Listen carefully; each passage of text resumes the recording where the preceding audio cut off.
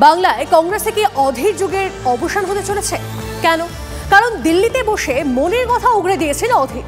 দলের বৈঠকে তাকে সম্বোধন করা হয়েছে প্রাক্তন সভাপতি বলে।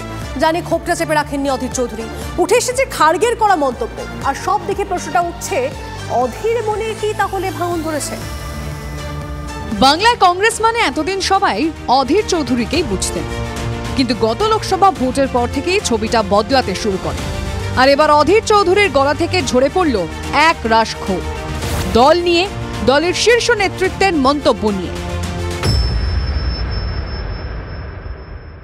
আমার চলাটাই হচ্ছে পদ নয়, আমি আমার ব্যক্তিগত প্রচেষ্টায় খালি কংগ্রেসের ছাপ নিয়ে আমি আজ পর্যন্ত রাজনীতি করেছি। এবারে লোকসভা ভোটের আগে কংগ্রেস শীর্ষ নেতৃত্ব বেঙ্গল লাইন নিয়ে দ্বন্দ্বে ছিল। একদিকে ইন্ডিয়া জোটে সলতে পারছে, অন্যদিকে বাংলায় ক্রমাগত তৃণমূল বিরোধিতায় সুর চড়িয়ে গেছেন। সোজা কথায় বুঝিয়ে দিয়েছিলেন, গোটা দেশে কি হবে জানা নেই, বাংলায় তৃণমূলের সঙ্গে জোট হবে না।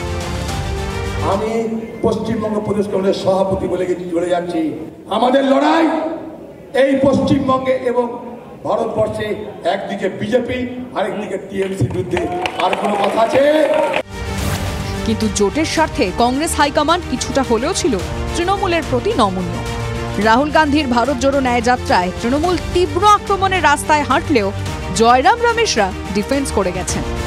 উল্টো দিকে অধীর ক্রমাগত চালিয়ে খেলেছেন, বারবার আক্রমণ করেছেন মমতার ইন্ডিয়া জোটে থাকা না থাকার কথা নিয়ে, জানিয়ে কংগ্রেস সভাপতিও মুখ খুলতে বাধ্য হন, যেন অধীরকে কিছুটা সমঝে চলার বার্তা।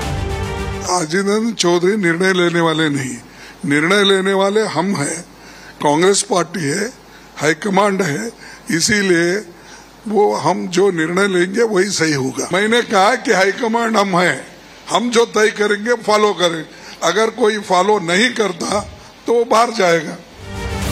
কংগ্রেস হাইকমান্ডের সঙ্গে তার কিছুটা দূরত্বের মাঝেই বহরমপুরে জোড়া ফুল ফোটায় তৃণমূল। সেই ধাক্কায় প্রদেশ কংগ্রেস সভাপতির পদ থেকেও ইস্তফা দেন অধীর চৌধুরী। এর মাঝে সোমবার কংগ্রেসের বৈঠকে পশ্চিমবঙ্গের দায়িত্বপ্রাপ্ত নেতা গোলাম আহমেদ মীর অধীরকে প্রাক্তন সভাপতি বলে উল্লেখ করেন, যা অধীরের আঁতে ঘা লাগার জন্য যথেষ্ট। কারণ তার ইস্তফা যে গৃহীত হয়েছে সেটা অধীর চৌধুরীকে কেউ নাকি জানাননি, আর তাতেই অভিমানী অধীর। উঠে এলো খাড়গের সেই বেরিয়ে যাওয়ার বার্তার কথাও। নানা মন্তব্যে খারাপ লেগেছে আমার, সব মিলিয়ে আমি বলেছিলাম, আমার খারাপ লাগাটাকে প্রকাশ করেছিলাম। এ ভাই যদি না পোষা আমাকে নিয়ে আপনারা আমাকে সরিয়ে দিতে পারেন, ব্যাস। আমি তো পার্টির ভালো যেটা বলতে পারবো, আমি কর্মী, পশ্চিমবঙ্গের কর্মীদের আমি অবস্থা জানি। রাজ্যে কংগ্রেসের একটি মাত্র লোকসভা আসন, বিধানসভায় হাত শূন্য। রাজ্যের এক বড় অংশের নেতা নেত্রীরা চান তৃণমূল বিরোধিতাই হোক প্রদেশ কংগ্রেসের এজেন্ডা, যা অধীর চৌধুরীর লাইন। আবার একটা অংশ দিল্লির মতো সমঝোতা রাস্তায় হাঁটতে চায়। হাইকমান্ডের ইঙ্গিত, প্রদেশ সভাপতি হিসেবে নতুন কেউ আসতে চলেছেন। তাহলে অধীরের ভবিষ্যৎ কি হবে? প্রিয় পাত্রকে আবার আগলে রাখার দায়িত্ব নেবেন সোনিয়া রাহুল? জ্যোতির্ময় কর্মকারের রিপোর্ট, TV9 বাংলা। প্রকৃতির তাণ্ডবে লন্ডভন্ড কেরলের ওয়েনার। ভূমিধসের জেরে নদীতে ভেসে গিয়েছে কেরলের ওয়েনারের একাধিক গ্রাম। শেষ পাওয়া খবর পর্যন্ত মৃতের সংখ্যা বেড়ে দাঁড়িয়েছে 143। আজ সব স্কুল কলেজ বন্ধ রাখার সিদ্ধান্ত। এই বিপর্যয় দক্ষিণের রাজ্যের পাশে দাঁড়িয়েছে কেন্দ্রীয় সরকার। যাবতীয় সহযোগিতার আশ্বাস দেওয়া হয়েছে। ধ্বংসস্তূপের নিচে এখনো বহু মানুষের চাপা পড়ে থাকার আশঙ্কা। উদ্ধার কাজে বিপর্যয় মোকাবিলা বাহিনীর সঙ্গে সেনা, উদ্ধারে বায়ুসেনার কপ্টার।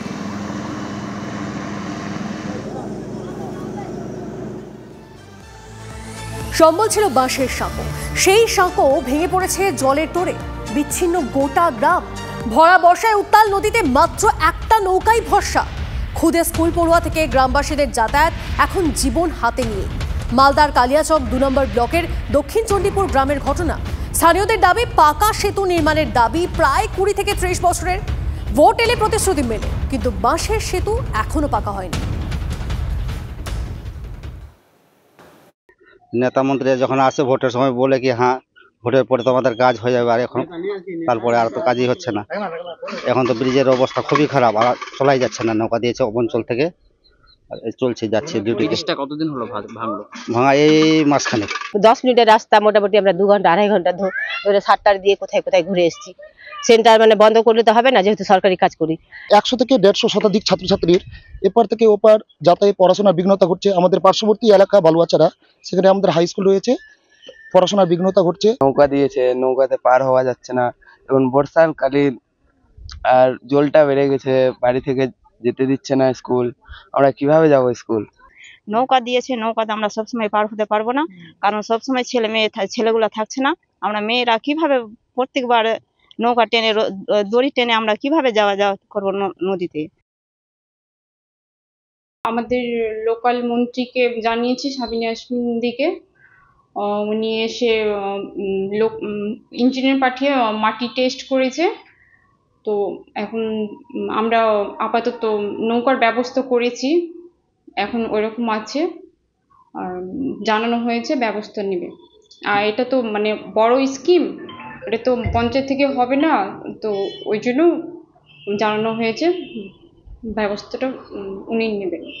বারে বারে ভোটের সময় বলেছিল এখানে পাকা সেতু হবে, কিন্তু তারপরেও দেখা গেল 30 বছর ধরে বাসের সেতু মানুষ প্রাণ হাতে করে পারাপার করছে।